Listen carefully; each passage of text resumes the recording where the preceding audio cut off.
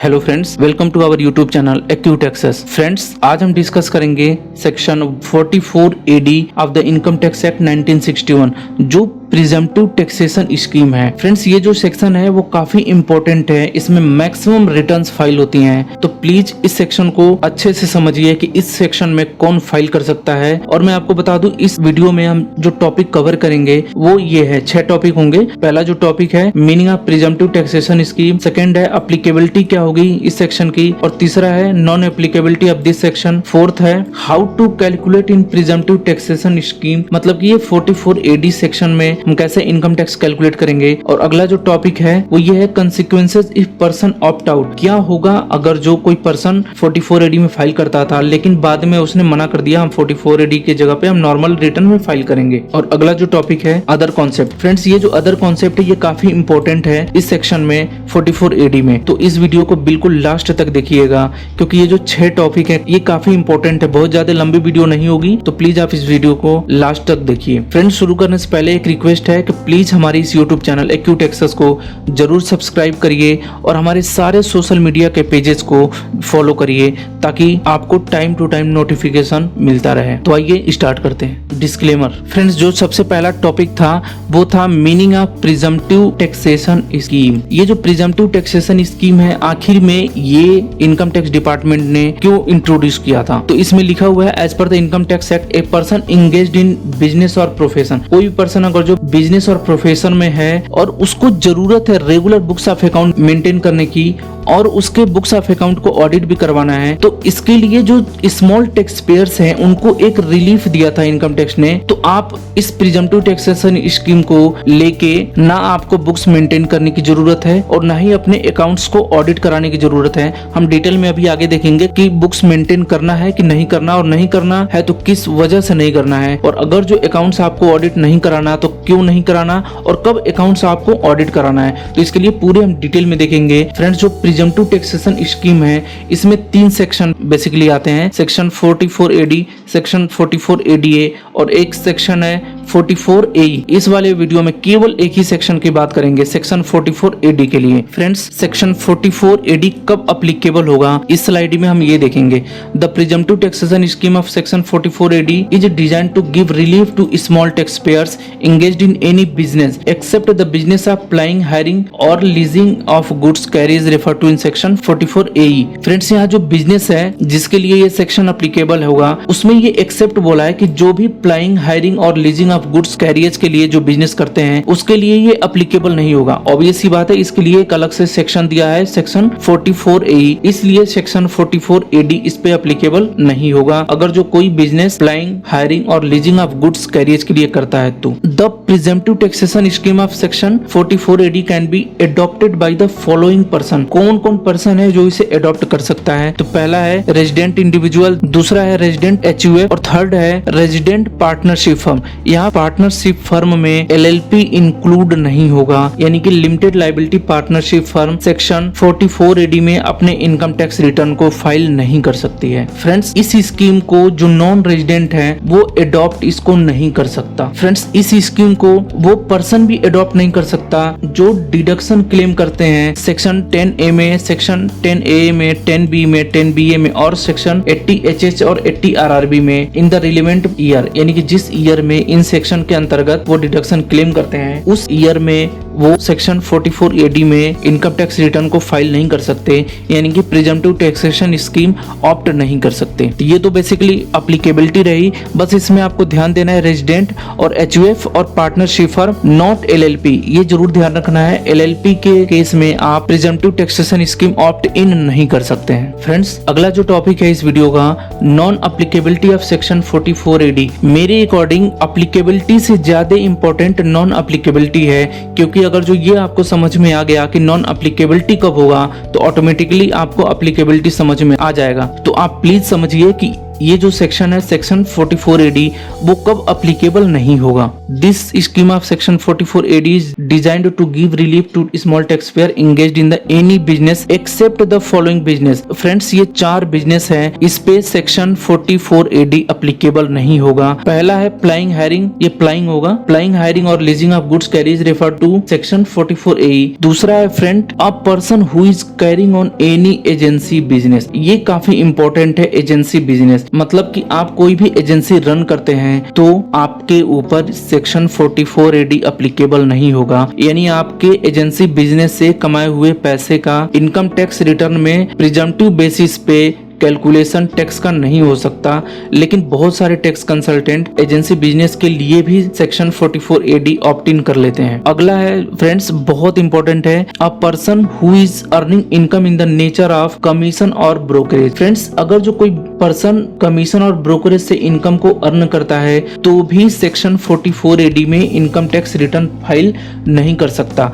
Commission और brokerage में include है, सपोज करिए आप LIC का काम करते हैं तो LIC से आपने अगर जो कमीशन अर्न किया हुआ है या किसी भी इंश्योरेंस कंपनी से आपने अगर जो कोई कमीशन या ब्रोकरेज अर्न किया हुआ है तो भी आप सेक्शन 44 एडी में अपने इनकम टैक्स रिटर्न को फाइल नहीं कर सकते। फ्रेंड्स बहुत सारे टैक्स कंसल्टेंट हैं या बहुत सारे ऐसे लोग हैं जो अपने इनकम टैक्स रिटर्न को सेक्शन 44 एडी में फाइल कर रहे हैं, जबकि उन्होंने जो पैसा कमाया हुआ है वो LIC के कमीशन से है या अदर किसी ब्रोकरेज से है। फ्रेंड्स अगर जो आपके 26 ईयर्स में सेक्शन 194H यानी टीडीएस ऑन कमीशन का पैसा आया हुआ है तो प्लीज आप सेक्शन 44 एडी में अपने इनकम टैक्स रिटर्न को फाइल मत करिए, अदरवाइज आपको income tax department notice issue कर सकता है। अगला जो नॉन एप्लीकेबिलिटी का पॉइंट है apart from above discussed business a person carrying on profession as referred to in section 44A a separate section 44 ADA is not eligible for presumptive taxation scheme. जो section 44 ADA है जो professionals के लिए है जिसमें 50% of आपके gross receipt का दिखाना पड़ता है इनकम, वो अगर जो इनकम अप्लीकेबल है तो भी आपके ऊपर 44 एडी सेक्शन अप्लीकेबल नहीं होगा, यानी कि इसके लिए एक अलग से सेक्शन ही बना हुआ है सेक्शन 44 एडीए।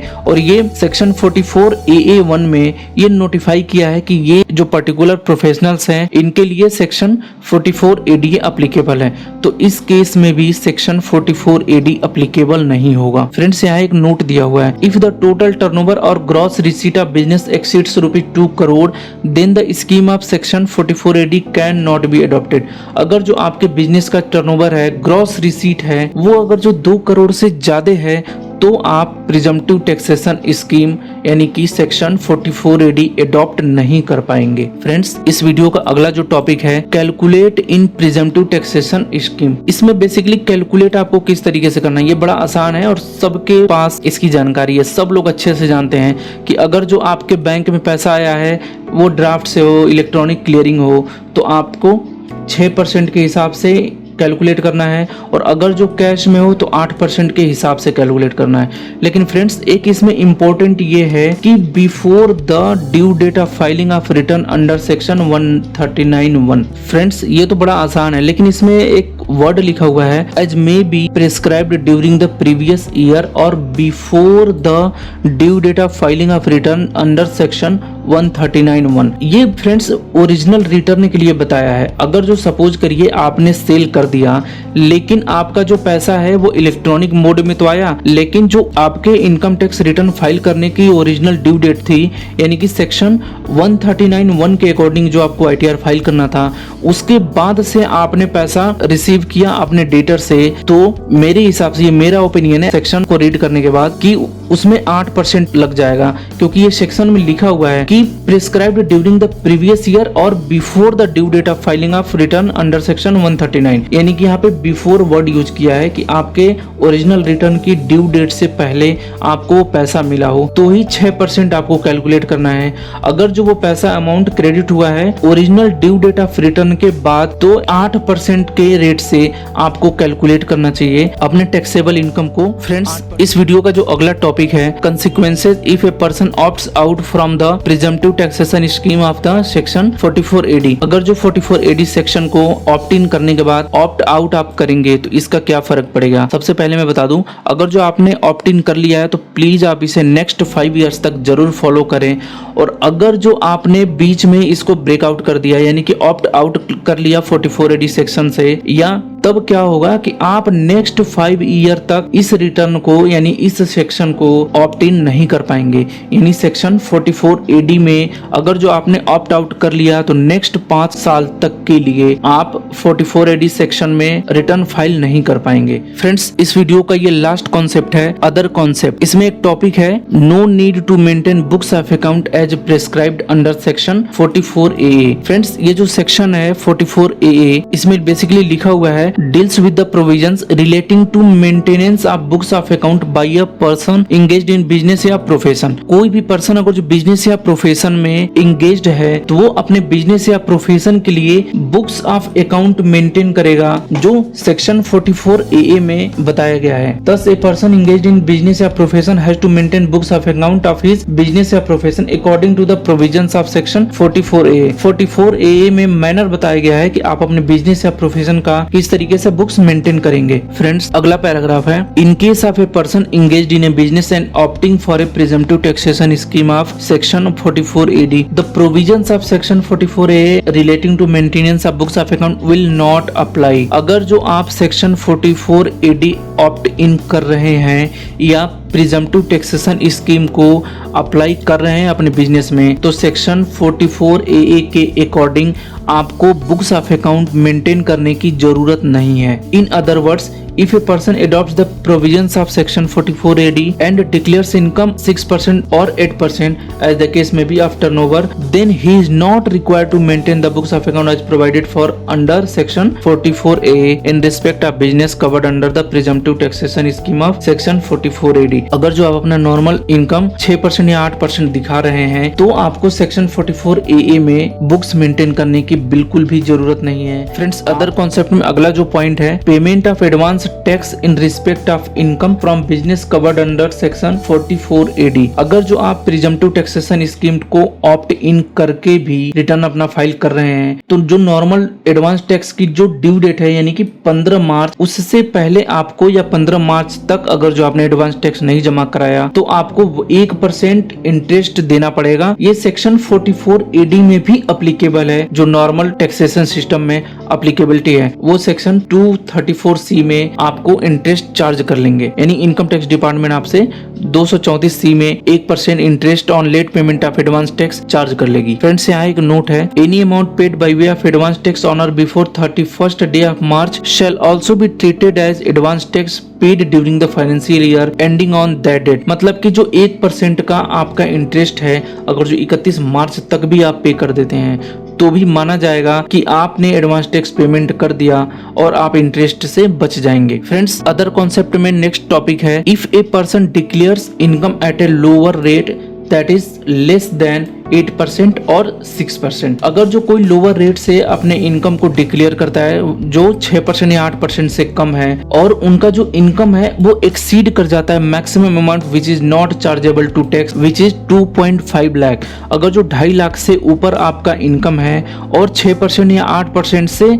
आपने इनकम को कम डिक्लेयर किया हुआ है तो आपको बुक्स ऑफ अकाउंट भी मेंटेन करने की जरूरत है और सेक्शन 44AD में अपने बुक्स ऑफ अकाउंट को ऑडिट कराना भी पड़ जाएगा आपको। तो प्लीज जब भी आप ITR फाइल करें तो 6% या 8% का प्रॉफिट का जरूर ध्यान रखें, नहीं तो आपको बुक्स भी मेंटेन करना पड़ेगा और आप अपने बुक्स ऑफ अकाउंट को ऑडिट भी कराना पड़ेगा एज पर section 44AB of the income tax act 1961। Friends, thank you very much for watching this video.